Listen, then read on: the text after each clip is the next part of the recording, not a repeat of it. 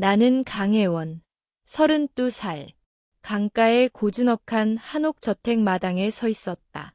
매년 이맘때 열리는 강씨 일가의 연례자산회에 그 시작을 알리는 정적 속에서 조용한 바람이 치맛자락을 스치고 지나갔고 잔잔한 풍경과는 다르게 내 마음은 폭풍 속에 있었다. 마당을 가득 메운 고급 외제차들과 명품 옷을 걸친 친척들의 모습은 마치 나를 이방인처럼 만들었다.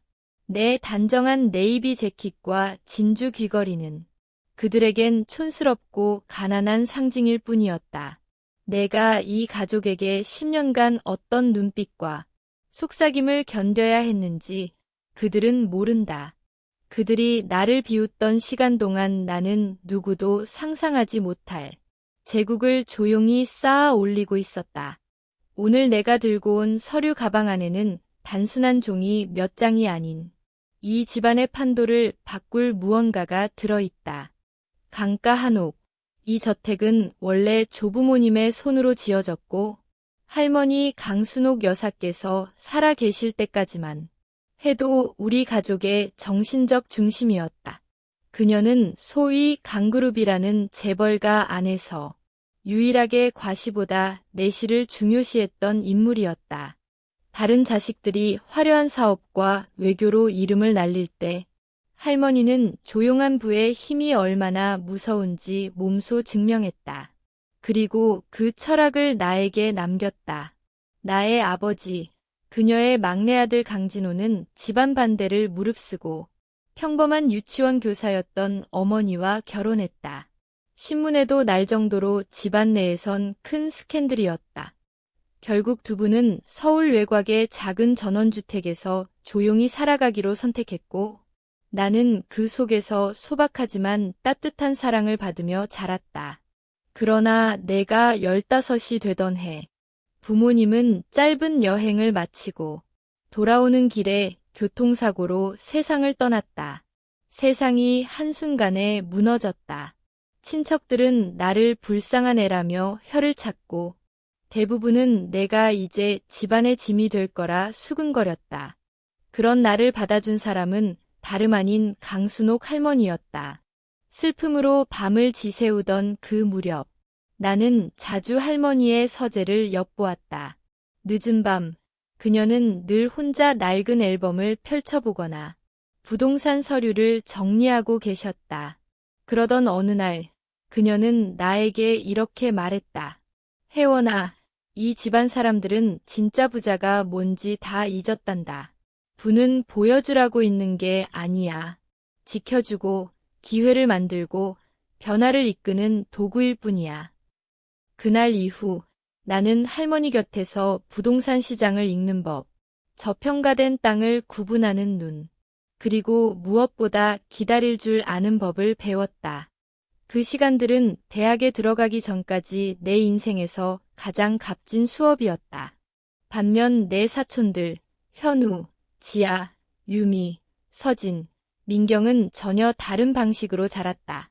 특히 할아버지가 세상을 떠난 후 그룹 경영권을 쥔 큰아버지. 강제국은 눈에 띄는 소비를 미덕으로 여겼다. 그의 자녀들은 고등학교 졸업 전에 외제 스포츠카를 몰고 다녔고 명품 옷에 명문대 입시 컨설팅. 매 방학마다 해외 휴가가 당연했다. 그들 속에서 나는 철저히 이질적인 존재였다. 고등학교 시절 나는 부모님이 남긴 낡은 아반떼를 타고 아르바이트를 하며 투자 공부를 했고 학비 일부는 장학금과 과외로 충당했다. 그리고 그 여유 자금들은 처음엔 아주 작았지만 내가 선택한 첫 번째 경기도 외곽의 소형 아파트 투자로 시작돼 결국 내가 상상하지 못했던 세계로 이어지게 됐다. 할머니께서는 내가 대학교 4학년일 때 세상을 떠나셨다. 가족들에게는 적당한 유산이 남겨졌고 사촌들은 그것을 분양권, 해외여행 혹은 헬리콥터 체험 같은데 흥청망청 써버렸다. 유미는 그 돈으로 요트를 샀지만 한 번 타고는 내버려 뒀다고 들었다. 나는 달랐다. 작은 원룸에 살며 계속 일했고 유산은 곧장 저평가된 부동산에 분산 투자했다. 강남 개발 계획이 발표되기 전에 그 구역, 송도의 재개발 구역, 그리고 아무도 주목하지 않던 경기도 외곽의 빌라촌들. 나는 세심하게 그리고 집요하게 움직였다. 모두가 아직도 혼자야? 언제 결혼할 거니? 라고 묻던 그 시간들 동안 나는 조용히 성장했다. 연례가족회의는 원래 할머니가 시작하신 전통이었다. 서로의 재산과 포트폴리오를 공유하고 세대 간 상속 계획을 논의하며 가족 간 결속을 다지기 위한 자리였다. 그러나 할머니가 돌아가신 이후 강제국 회장은 이 회의를 자산과시의 무대로 바꾸었다. 누가 더 비싼 땅을 샀는지, 어떤 리조트 회원권을 땄는지, 자녀의 유학 성과와 주식 수익률을 뽐내는 자리로 전락했다. 그리고 그 속에서 나는 매년 단정한 정장과 노트북만 들고 나타났다. 일부러 과소평가된 단어로 투자 현황을 설명했고 그들은 불쌍한 회원이라는 눈빛을 주며 조용히 한숨을 쉬었다. 하지만 그들은 모른다. 내 이름이 드러나지 않은 법인 명의로 내가 몇 채의 건물을 갖고 있는지. 심지어는 지아와 서진이 거주 중인 강남의 고급 아파트 단지도 내가 인수한 사실을. 그 모든 것을 나는 할머니가 남긴 마지막 열쇠와 함께 준비해왔다. 그리고 오늘 바로 이 저택에서 그들에게 진짜 강혜원을 보여줄 시간이다. 조용했던 내 과거를 끌어올려 이 재벌 가문이 잊은 무언가를 다시 꺼내 보여주려 한다. 강순옥 여사가 지키려 했던 보이지 않는 분은 이제 내가 보여줄 차례다. 그들 중 누구도 몰랐던 사실은 내가 28비 되던 해 이미 12채의 주거용 건물과 3채의 소형 상업용 건물을 보유하고 있었다는 것이다. 그것도 모두 내 이름이 아닌 법인 명의로 철저히 익명성을 유지한 채 이 모든 자산은 할머니의 오랜 법률 대리인이었던 유현수 변호사의 도움으로 설립된 지주회사를 통해 취득한 것이었다. 나는 신분을 드러내지 않기 위해 늘 몇 겹의 법인 구조를 거쳤고 수익은 다시 분산 투자되며 자산은 조용히 불어났다. 작년 어느 날 강제국 회장의 딸 지아, 그리고 사촌 서진, 유미 등 친척 셋이 함께 거주 중인 강남의 고급 아파트 단지가 조용히 매물로 나왔다는 정보를 입수했다. 기존 소유주는 노후를 준비하며 급매를 원했고 입주자들에게 충격을 주지 않기 위해 내부 거래를 희망했다. 나는 단 한 번도 현장에 가지 않았다. 모든 것은 유 변호사 사무실에서 서류상으로 처리됐다. 사용 가능한 모든 자금을 총동원해 280억 원에 매입했고 리모델링과 커뮤니티 시설 보완 등 소소한 개선 작업도 단행했다. 단, 소유 구조는 철저히 익명으로 유지되었고 임대료는 시장 평균보다 낮게 조정해 세입자 불만도 나오지 않았다. 친척들은 단 한 명도 내가 그들의 집주인이라는 사실을 눈치채지 못했다. 그로부터 1년이 흘러 다시 연례가족회의가 다가왔고 이번에는 강 회장이 할머니가 생전에 살던 이 저택, 지금 내가 서 있는 바로 이곳을 매각하겠다는 계획을 세웠다는 이야기를 들었다. 내겐 단순한 건물이 아니라 이 집은 할머니의 지혜와 가치관이 담긴 마지막 유산이었다. 내 어린 시절이 깃들어 있고 부모님이 돌아가신 후 유일한 안식처였던 이 공간이 호텔이 되거나 고급 타운하우스로 재개발된다는 상상은 견딜 수 없었다. 그들은 여전히 내가 집도 없는 불쌍한 조카라며 멸시했지만 아이러니컬하게도 내가 소유한 자산 중 일부는 지금 그들 머리 위에 놓인 지붕이었다. 나는 평소와 다름없는 내 낡은 흰색 K3를 몰고 저택 진입로에 도착했다. 넓은 원형도로엔 이미 외제차가 줄지어 서 있었다. 강현우의 신형 마세라티가 계단 앞을 가로막고 있었고 정밀한 이모의 벤츠 SUV, 강 회장의 검은색 벤틀리, 그리고 각종 포르쉐, BMW, 아우디들이 저마다 존재감을 뽐냈다. 내 차는 그 사이에 조심스레 끼어들었지만 왠지 잘못된 동네에 들어선 듯한 이질감만 더 강해졌다. 창문을 닫고 심호흡을 깊게 내쉰 뒤 바나나 리퍼블릭에서 세일할 때 구입한 네이비 재킷을 단정히 여미고 백미러로 가볍게 메이크업을 확인했다. 저택은 예전 모습 그대로였다. 한옥 구조를 현대식으로 개조한 3층짜리 건물. 입구 양옆엔 하얀 목재 기둥이 정갈하게 서 있었고 4,000평 부지엔 장미와 수국, 억새가 계절에 따라 조화를 이루는 정원이 펼쳐졌다. 돌계단을 하나씩 밟으며 올라가자 과거의 감정들이 되살아났다. 낡은 벤치에 앉아 할머니와 주식 시세를 읽던 오후, 부모님이 돌아가신 날 밤, 무서워서 잠 못 들던 날 새벽에 손을 잡아주던 기억까지 이곳은 그저 부동산이 아닌 나를 지탱했던 시간들이었다.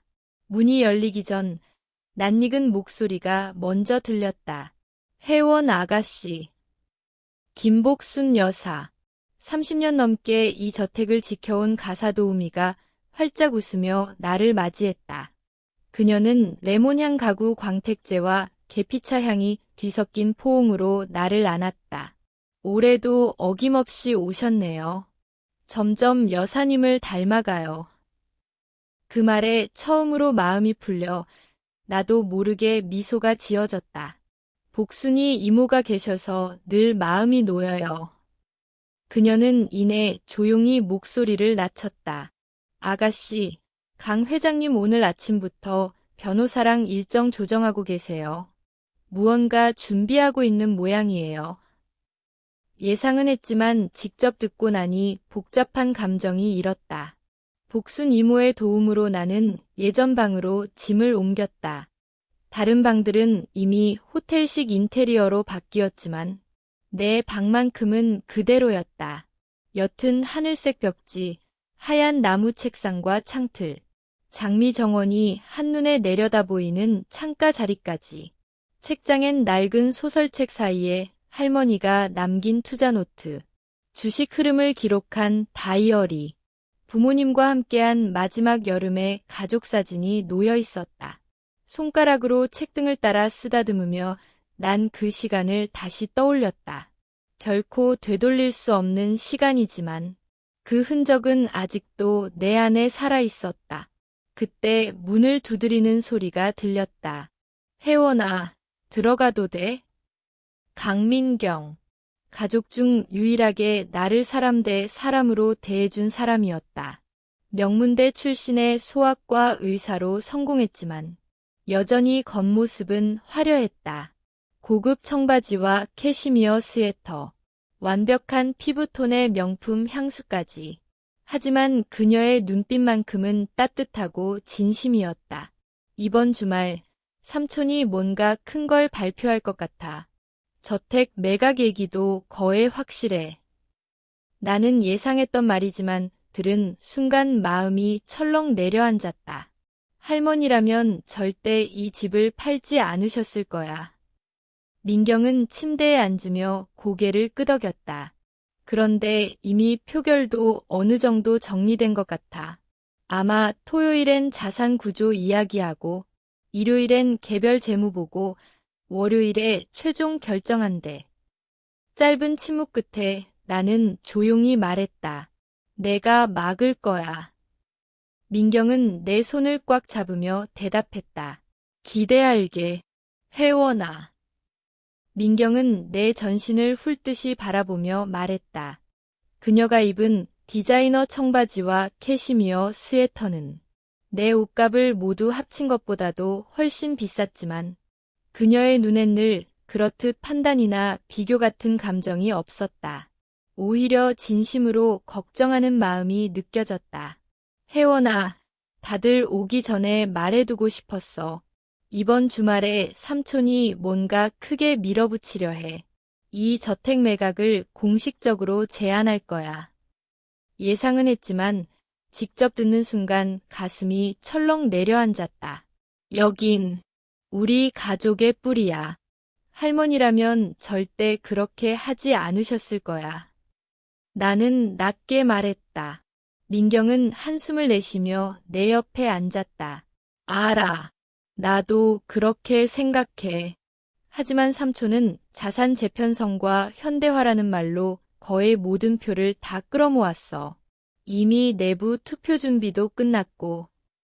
투표, 그 단어 하나에 머리가 복잡해졌다. 강가의 가문 구조는 할머니가 돌아가신 뒤 강제국 회장이 새롭게 만든 규정에 따라 각 가족 구성원에 기여 자산의 비례의 표가 가중된다. 즉, 가장 많은 자산을 소유한 삼촌은 사실상 모든 결정을 독점할 수 있는 구조였다. 내 이름으로 등재된 자산은 극히 일부였기에 공식적인 내 표는 2%도 되지 않았다. 그래서 이번엔 이례적으로 3일 동안 회의를 진행하는 거구나. 내가 묻자 민경은 고개를 끄덕였다. 맞아. 내일은 부동산 관련 안건, 모레는 각자 자산 및 기여보고, 마지막 날인 월요일엔 최종 표결. 오늘 밤엔 미리 도착한 인원들끼리 저녁 식사 자리가 있어. 민경은 창문 밖 정원을 힐끗 보며 말을 이었다. 게다가 삼촌은 이번 회의에 개발회사 임원들을 초청했어.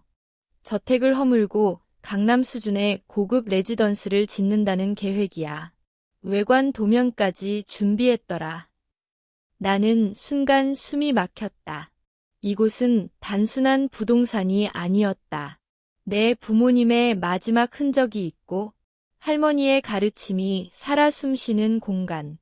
그 모든 것을 ROI 숫자 하나로 평가하는 건 신성모독처럼 느껴졌다. 난 싸울 거야. 이건 그냥 회의 안건이 아니야. 할머니의 유산이고 가족의 근간이야. 민경은 내 손을 꼭 잡았다. 알아. 나도 그럴 줄 알았어. 그리고 나는 내 편이야. 하지만 쉽지 않을 거야. 대비는 해도. 그녀는 시계를 확인하고는 말했다. 곧 저녁 자리야. 모두 20분 뒤에 모이기로 했어. 지아가 벌써 2번이나 물어봤어. 우리 불쌍한 사촌 혜원이는 아직 안 왔냐고. 나는 억지로 웃었다. 그 아이의 기대를 저버릴 순 없지. 민경이 방을 나간 후 나는 혼자 남아 깊게 숨을 들이켰다. 이번 회의에 대비해 철저히 준비했지만 지금 느껴지는 무게는 그 이상이었다. 단순히 숫자나 전략이 아니라 존재의 증명을 해야 할 순간이 다가오고 있었다. 저녁 식사는 예상대로였다. 100년 넘은 원목 식탁 위엔 크리스탈 잔과 수입 도자기 식기가 가지런히 놓여 있었고 대화의 방향은 오직 하나, 각자의 성공 자랑이었다. 강 회장은 할머니가 생전에 앉던 상석에 앉아 자신의 최근 대형 개발 프로젝트를 자랑했다. 건설 허가도 나기 전에 분양 100% 완료. 대기 수요가 넘쳐나서 일부러 거절했어. 30년산 싱글몰트를 흔들며 입꼬리를 올렸다. 정밀한 이모는 지난주 본인의 자선 갈라에서 작년보다 1억 원 더 모금했다며 엘리트 네트워크를 자랑했고 마지막엔 이번 명단엔 혜원이 이름이 안 보이더라 고 덧붙였다. 그 말에 이어 강현우는 새로 뽑은 마세라티 이야기를 꺼냈다. 9개월 대기 걸린 건데 강씨라니까 바로 땡겨줬다니까. 그리고는 의미심장하게 나를 바라봤다. 혜원이는 요즘 뭐 타고 다녀? 아직 그 K3야? 나는 물 한 모금 삼키고 침착하게 말했다. 정비 잘 해두면 아직도 훌륭하게 달려요.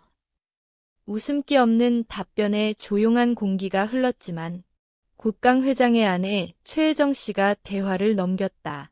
혜원아, 너도 삼촌에게 부동산 조언 좀 받지 그러니. 지금이라도 투자 제대로 시작하면 K3는 바로 바꿀 수 있을 텐데. 나는 속으로 내가 강제국 회장의 세입자들을 관리하고 있다는 말을 꾹 참으며 웃었다.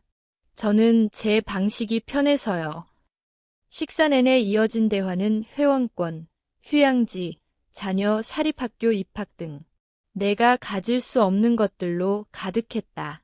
하지만 나는 어느 순간 마음속에 희미한 기대 하나를 품고 있는 나 자신을 발견했다. 만약 이들이 진실을 안다면 나를 다른 눈으로 볼 수 있을까? 아니면 오히려 더 적대하게 될까? 식사가 끝난 뒤 나는 혼자 저택 뒤편 장미 정원으로 향했다. 부드러운 조명 아래 핀 꽃들 사이에 서 있으니 할머니와 함께한 시간들이 떠올랐다. 그녀가 자주 말하던 것들, 보이는 게 다가 아니란다. 혜원아, 조용한 힘이 진짜야. 나는 그 말을 떠올리며 다시 다짐했다. 저택도, 그녀가 내게 심어준 철학도 이 자리에서 지켜내겠다고. 이번 회의가 끝날 때쯤이면 모든 것이 달라질 것이다. 이번 주말 어떤 일이 벌어지든 나는 내가 그림자 속에서 쌓아온 것들을 드러내야만 할지도 모른다. 그 선택이 누군가에겐 충격이 되겠지만 내겐 할머니의 뜻을 지키는 유일한 길이었다. 할머니가 마지막으로 남긴 유산은 단순히 저택도 유산도 아니었다. 그것은 사람답게 사는 삶에 대한 철학이었다. 토요일 아침 어린 시절을 보냈던 방의 커튼 사이로 가을 햇살이 부드럽게 흘러들었다. 나는 검정 슬랙스와 단정한 하늘색 블라우스를 꺼내 입었다. 화려하지 않지만 단단하고 정돈된 인상이 전해지길 바랐다. 내게 필요한 건 외면의 위장이 아니라 내면의 무게였다. 가족회의는 오전 8시 저택 1층 대형 응접실에서 열렸다. 이 공간은 원래 여러 세대에 걸쳐 강씨 일가의 주요 결정을 내려온 장소였지만 오늘은 전혀 다른 분위기였다. 익숙했던 가족 초상화는 모두 철거되고 그 자리를 현대식 콘도 단지의 디지털 조감도와 고급 분양 브로슈어들이 채우고 있었다. 강제국 회장은 프로젝터 옆에 서서 이 모든 쇼의 사회자 역할을 자처했고 나를 포함한 사촌들과 배우자들은 반원형으로 배치된 고가의 가구에 앉아 있었다. 뒷줄에는 낯선 얼굴 몇몇이 눈에 띄었는데 민경이 말했던 개발업체 관계자들이었다. 혜원이도 도착했군. 잘 왔어. 이제 우리 강가의 이미지와 기준에 대해 이야기해 볼 시간이야. 강 회장은 내게 형식적인 인사를 건넸고 나는 조용히 고개를 끄덕이며 자리에 앉았다. 몇몇 사촌들이 슬쩍 나를 힐끗거리며 시선을 교환하는 것이 보였다. 회의는 예상대로 브랜딩과 가문 명성에 대한 발표로 시작되었다. 강 회장은 이탈리아제 가죽 구두를 신은 채 실내를 여유 있게 오가며 말했다. 이미지는 화폐다. 강씨라는 이름이 문을 열 수 있는 건 우리가 일정 기준을 유지하기 때문이다. 그는 그 말과 동시에 내 쪽을 의미심장하게 바라보았다. 기준이란 단어는 이 자리에서 내가 얼마나 이질적 존재인지를 각인시키기 위한 도구였다. 그는 이미 진행 중인 개발 사업들을 열거한 후 다음 슬라이드로 넘어갔다. 화면에는 저택의 항공 촬영 이미지가 고화질로 띄워졌다. 이 저택은 4대째 우리 가족의 자산이었고 그 역사성과 상징성은 충분히 인정받아야 한다. 그러나 이 땅은 지금 시세로 약 600억 원에 달하며 이를 재구성하면 강가의 미래 자산 구조는 한층 더 효율적으로 재편될 수 있다. 그 순간 정장을 차려입은 지아가 손을 들었다. 리더님, 그 전에 감정적으로 이 공간에 애착을 가지는 가족들도 있다는 점은 고려해야 할 것 같아요. 그녀는 억지 미소를 지으며 나를 돌아보았다. 혜원이야, 한동안 이곳에 살았으니까 우리 모두 그 점을 이해해. 하지만 감정 때문에 재정적 판단을 흐릴 수는 없다는 것도 혜원이가 이해하겠지. 내가 무언가 대꾸하기도 전에 서진이 말을 잘랐다.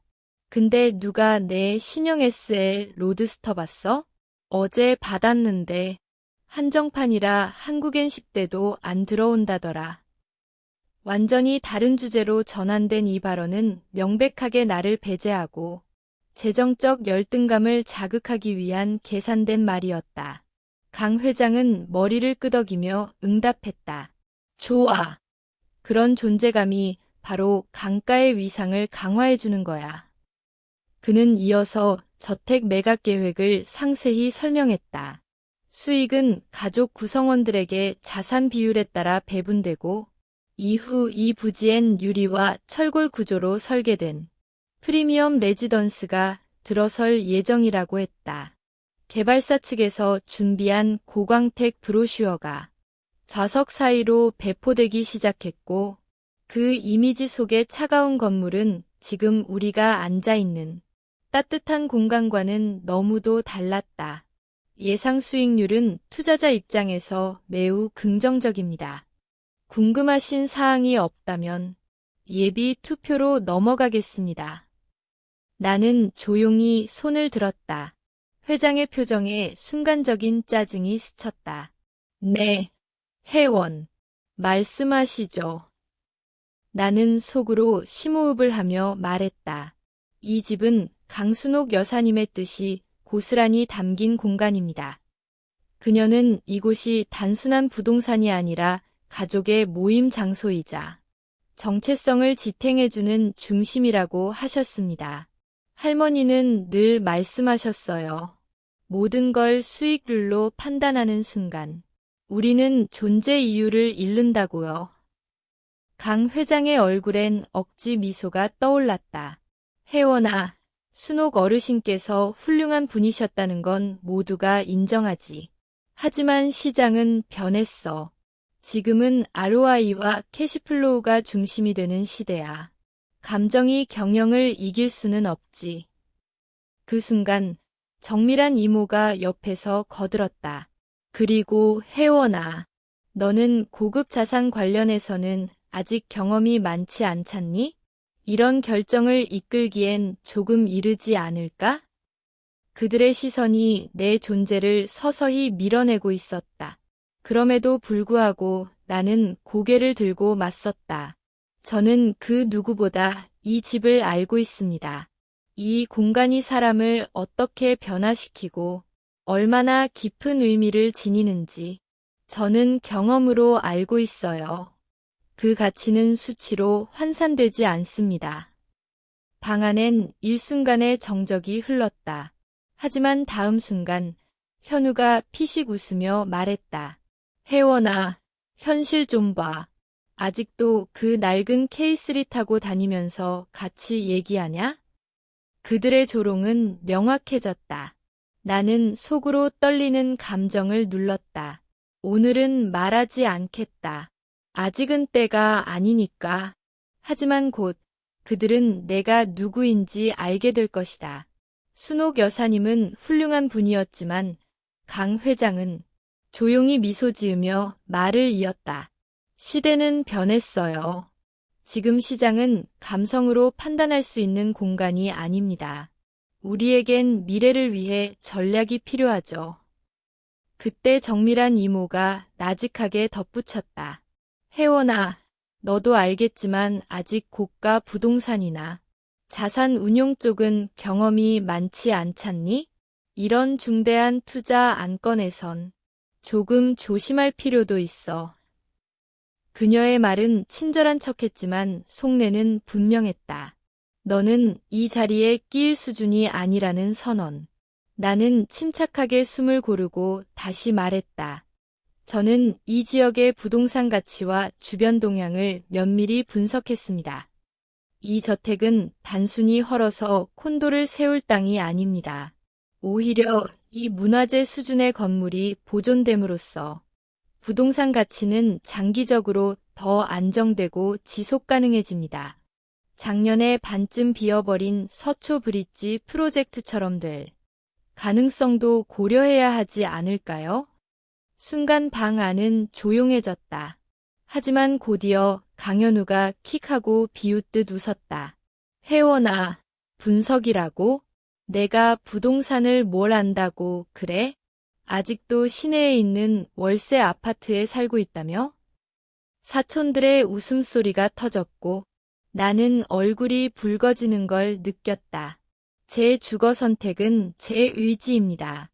한계가 아니라 전략이에요. 나도 모르게 단호한 목소리가 나왔다. 하지만 강현우는 나를 무시하듯 말하며 웃었다. 그렇지, 마치 내가 1억 5천짜리 차 타는 게 선택인 것처럼. 우리 중 일부는 진짜 선택권이 있거든. 혜원아, 어떤 사람들은 자기 한계를 선택이라고 착각하지. 그 순간 방 안의 공기가 찬물처럼 식었다. 강 회장은 내 편을 들기보단 토론을 마무리하려는 듯 목소리를 가다듬었다. 자, 사전 표결을 하겠습니다. 찬반은 익명투표로 진행하고 구체적인 개발 방향은 점심 이후 논의하도록 하죠. 예상대로였다. 압도적인 찬성. 민경과 나 단 두 사람만 반대표를 던졌다. 식사 시간, 나는 저택 뒤편 정원에 있는 낡은 벤치에 앉았다. 그곳은 할머니가 늘 나를 앉혀놓고 우리 집안의 이야기를 들려주던 자리였다. 돌의 차가운 감촉이 오늘따라 더 쓰게 느껴졌다. 점심이 시작되기 전 민경이 내 옆에 조심스레 앉았다. 미안해. 나까지 뭐 해줄 수 있는 게 별로 없어서. 나는 고개를 저었다. 돈이 아니야. 나 단 한 번도 이 가족 중 누가 나한테 와서 내가 어떤 삶을 살고 있는지, 왜 그런 선택을 하는지 물어본 적이 없어. 그들은 그냥 내가 실패했다고 생각해. 민경은 내 손을 꼭 잡았다. 나는 내가 내 방식으로 길을 개척해 나가는 걸 늘 존경했어. 내가 조용히 살아도 그 안에 자신감이 있다는 걸 알고 있으니까. 그녀의 말에 감사한 마음이 올라왔지만 동시에 오늘 오전의 조롱은 생각보다 깊은 상처를 남겼다. 나는 오랫동안 가족의 평가는 중요하지 않다고, 나 혼자 의미 있는 무언가를 쌓고 있다고 스스로를 다독였지만 그들의 무심하고 가볍게 던진 말들이 내 안을 긁어내는 느낌이었다. 정원에서 저택으로 돌아가는 길, 민경이 조심스레 말했다. 참고로 말인데 내일 세션은 오늘보다 더 거북할 거야. 각자 1년간 자산 증식 보고를 해야 하거든. 삼촌이 항상 그걸 강가 명성에 가장 크게 기여한 사람 강조하는 데 써. 나는 무겁게 고개를 끄덕였다. 경고 고마워. 솔직히 벌써부터 두렵고 불쾌했지만 피하지 않겠다고 마음먹었다. 그날 저녁 식사 자리. 화제는 곧 새로 지을 콘도에 어떤 고급 편의시설을 넣을 것인가에 집중됐다. 인피니티 풀과 루프탑 정원 중 뭐가 더 고급스러워 보이는지, 대리석 마감이냐 수입 석회석 마감이냐, 그들의 논의는 끝이 없었다. 나는 그들의 대화 속에서 점점 멀어져 갔다. 우리의 가치관은 너무도 달라졌다. 나는 조용히 생각했다. 이들과 나 사이에 과연 다리가 놓일 수 있을까? 아니면 어쩌면 나는 더 이상 그런 다리를 원하지 않는지도 몰랐다. 다음 날 아침, 거실은 전날보다 더 무거운 분위기였다. 테이블은 어제의 반원형 배치 대신 긴 마호가니 회 테이블로 바뀌어 있었고 각 자리엔 이름이 새겨진 가죽 포트폴리오가 놓여 있었다. 강 회장은 상석에 앉아 모든 시선을 받으며 말했다. 오늘은 각자의 자산과 가족 기여도를 검토할 시간입니다. 오늘은 그들이 내 정체를 거의 알아챌 마지막 날일지도 몰랐다. 내 자리 앞에 놓인 포트폴리오는 다른 사람들보다 눈에 띄게 얇았다. 내가 선언한 자산은 일부러 제한적이었고 그 덕분에 내 투표 지분은 고작 2% 남짓에 불과했다. 겉으로 보기엔 여전히 가난한 친척 그 이상도 이하도 아닌 존재. 아침 회의가 시작되자 강제국 회장은 단도직입적으로 말했다. 오늘은 각자의 보유 자산 현황과 전체 가족 자산 구조를 검토하겠습니다. 아시다시피 투표권은 각자의 총 자산 기여도에 따라 배분됩니다. 저는 그에 맞춰 최신 평가 내역을 업데이트했습니다. 그는 고개를 끄덕였고 비서가 스프레드시트를 각자에게 나눠주었다. 내용은 예상 그대로였다. 강 회장이 전체 자산 기여도 중 38%를 점유하고 있었고 나머지 대부분은 그의 자녀들과 형제자매들이 나눠 가진 형태였다. 내 이름 옆에는 딱딱한 숫자 몇 줄이 찍혀 있었고 그것은 과거에 공개적으로 인정한 할머니의 유산 일부와 재정 컨설턴트라는 애매한 직함으로부터 유추된 소득 수준을 반영한 결과였다. 누구도 그 수치를 의심하지 않았다. 나조차도 그렇게 보이길 원했으니까. 그러다 강 회장이 다시 입을 열었다. 그리고 엘리자베스 여사님의 유언에 따라 설계된 현재의 분배 시스템에 대해 몇 가지 행정적 조정을 제안하고자 합니다. 지나치게 복잡한 보호 조항들이 오히려 가족 간 유연한 의사결정을 방해하고 있어요. 그 말에 귀가 번쩍 뜨였다. 할머니는 과거 유언장에 특정 인물이 가족 자산을 독점하지 못하도록 여러 가지 장치를 설정해 두셨다. 그런데 그걸 행정 효율성이라는 명분으로 완화하겠다는 것이다. 하지만 실제로는 자신에게 더 많은 통제권을 주는 방향이었다. 그는 구체적인 조항 변경 내용을 조목조목 읽어내려갔고 대부분의 가족은 별다른 반발 없이 고개를 끄덕였다. 나는 그 내용을 빠짐없이 노트에 적었다. 회의가 끝난 후 유 변호사와 이 조항들을 반드시 따져볼 것이다. 자산 구조 논의가 끝나자 각자의 개별 자산 프레젠테이션 시간이 이어졌다. 먼저 입을 연 건 강현우였다. 그는 최근 부임한 강그룹 부사장직을 자랑스럽게 언급하며 받은 보너스와 포트폴리오 수익률을 강조했다. 그리고 이렇게 덧붙였다.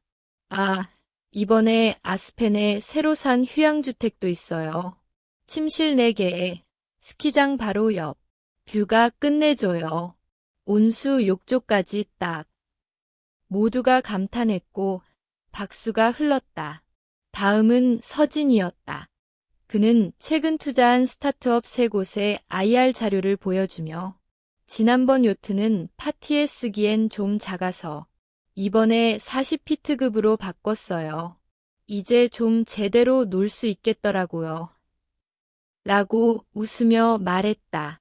이어서 지아가 나섰고 자신이 수집 중인 해외 미술 작품들과 아이들이 입학한 국제학교에 대해 이야기했다. 대기자 명단이 5년인데 강씨 성씨 덕분인지 바로 들어갔어요. 그래도 이름값은 해야죠. 이어서 이어진 발표들은 모두 부의 확장과 과시, 그리고 사회적 지위의 방증들이었다. 발표가 끝날 때마다 다들 질문을 던졌고 웃으며 격려했다. 누가 얼마나 더 많이 가졌고 어떤 방식으로 부를 과시하고 있는지에 대한 경쟁처럼 느껴졌다. 누군가가 가사도우미를 구하는데 애를 먹고 있다는 말이 나오자 정밀한 이모는 곧바로 말했다. 더 베스트 아세요? 상류층 가사도우미만 전문으로 보내는 곳인데 제가 연락해 볼게요. 우리 같은 집안이 아니라면 추천도 안 해요.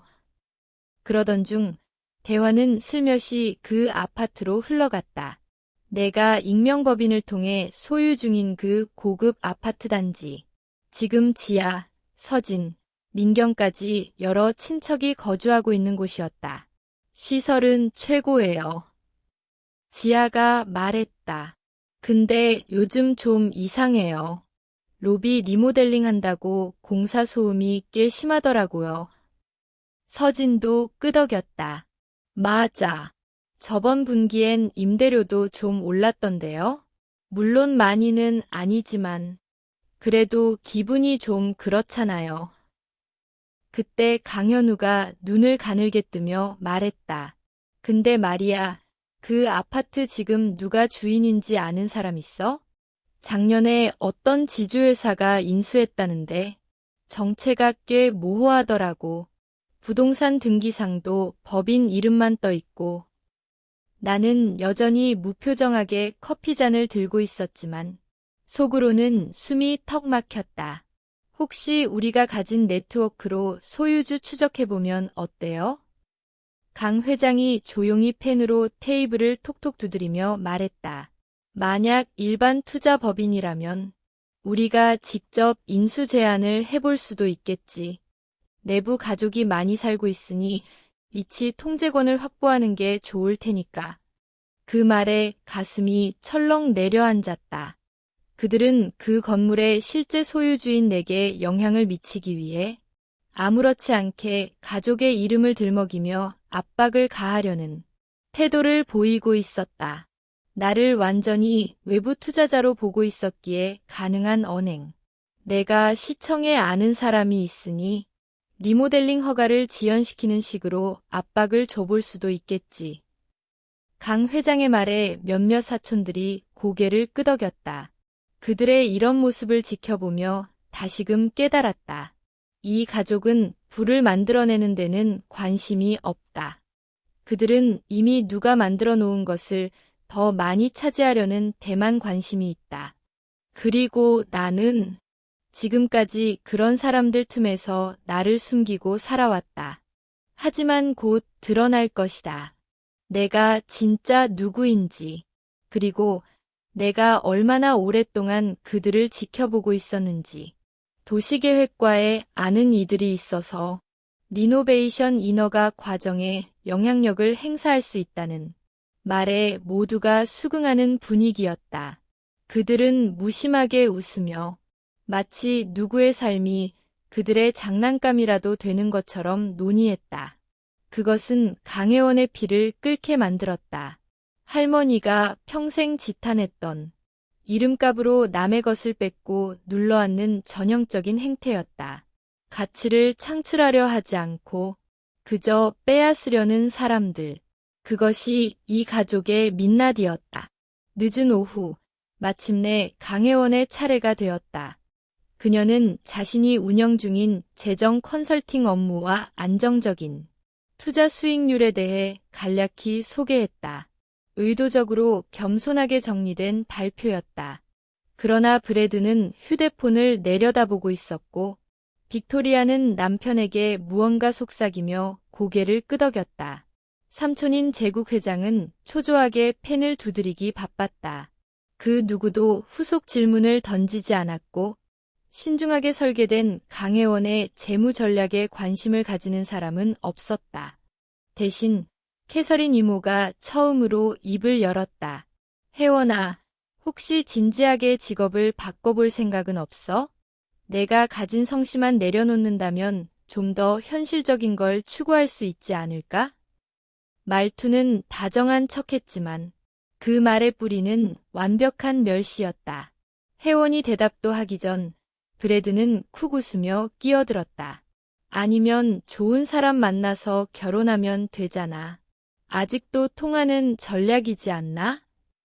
방 안은 가식적인 웃음으로 가득 찼고 혜원의 얼굴은 타는 듯 붉어졌지만 그녀는 담담한 표정을 유지했다. 저는 제 길에 만족합니다. 모든 사람이 같은 방식으로 성공을 정의하지는 않으니까요. 제국 회장은 목을 가다듬으며 다시 말을 이었다. 이왕 나온 김에 조금 더 도움이 필요한 가족 구성원을 위해 특별 지원 조항에 대해 논의해 볼까요? 그는 그녀를 직접 보지는 않았지만 모두가 누구를 지칭하는지 알고 있었다. 마치 자선 대상이라도 되는 듯 혜원을 지원 대상으로 언급하는 그 무례함은 거의 굴욕에 가까웠다. 혜원은 의자에 똑바로 앉은 채 손을 꼭 쥐었다. 누구도 그녀에게 무엇이 필요한지 묻지 않았으면서 그저 가족이라는 이름 아래 도와주는 척하는 태도는 참기 어려웠다. 그날 밤 늦게 혜원은 도서관 뒤 정원을 걸어 나오며 윈터스 변호사에게 전화를 걸었다. 그는 할머니의 유언 집행을 맡은 유일한 인물이자 혜원이 가장 신뢰하는 조언자였다. 이대로 가다간 유언장의 보호 조항이 바뀔 것 같아요. 그쪽에서 제안한 수정한 내용 제가 정리해서 보내드릴게요. 그리고 빅토리아가 살고 있는 그 아파트 건물에 대한 소유권 구조도 다시 확인해 주시겠어요? 윈터스는 웃으며 말했다. 예상했어요. 걱정 마세요. 지금 구조는 아주 안전합니다. 몇 겹으로 쌓인 법인 구조 덕분에 신원은 완벽히 보호돼 있어요. 그의 말에 혜원은 안도의 한숨을 쉬었다. 그러나 이제 단순히 익명성을 지키는 것만으로는 충분치 않았다. 문제는 할머니가 소중히 여겼던 그 집이 지금 가족 내부의 권력 장난에 이용당하려 하고 있다는 사실이었다. 할머니의 철학과는 정반대의 길이었다. 할머니라면 이걸 경멸하셨을 거예요. 혜원이 중얼거리자 윈터스는 조용히 대답했다. 엘리자베스 여사님은 당신이 자신의 뜻을 끝까지 지켜준 걸 자랑스러워하실 겁니다. 그런데 지금 무엇을 하고 싶으신가요? 달빛에 비친 정원 잔디를 바라보며 혜원은 한참을 생각했다. 그리고 마침내 입을 열었다. 이제 포트폴리오 전체 문서를 정리해야 할 것 같아요. 제가 소유한 모든 부동산에 대한 서류 전부요. 아파트 단지 포함해서요. 내일 아침 회의 전에 받아볼 수 있을까요? 윈터스는 조심스럽게 되물었다. 확실하신가요? 일단 공개하시면 이제 숨길 길은 없습니다. 혜원은 잠시 멈췄다. 그리고 단호하게 말했다.